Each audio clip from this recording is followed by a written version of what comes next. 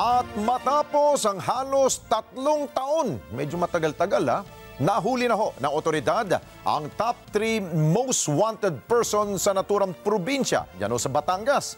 Sospek ito sa pangahalay sa kanyang sariling anak na may problema ho sa kanyang pag-iisip.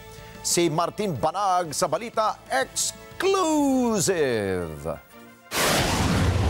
Arestado ng Candelaria Municipal Police Station ang rank number 3 provincial level most wanted person na may kasong rape through sexual assault sa barangay San Rafael, Santo Tomas, Batangas.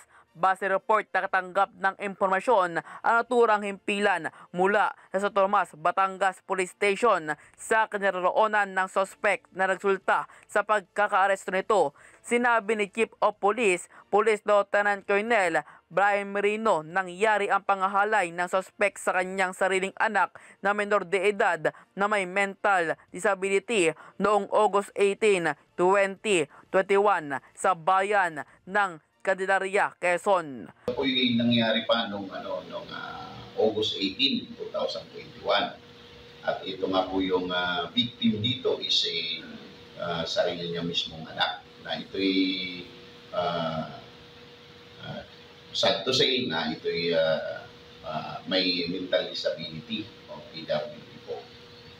Ayon pa kay Police Lieutenant Colonel Merino, tinanggi ng suspect ang ginawa niyang pangahalay dahil di umano mahal na mahal raw naman niya ang kanyang anak. Yun po ay tinatanggi niya po sapagkat may mga kadahilanan po siya na yun po Sa ngayon, ang suspect ay nasa kustodiya na ng Candelaria MPS habang naharap sa kasong Republic Act 8353 o rape.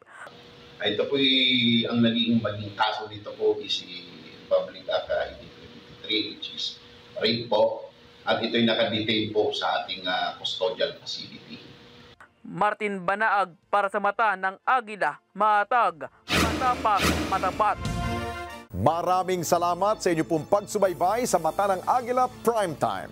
Para malaman ang matatag, matapang at matapat na mga balita, i-follow lamang at mag-subscribe sa @Net25 TV.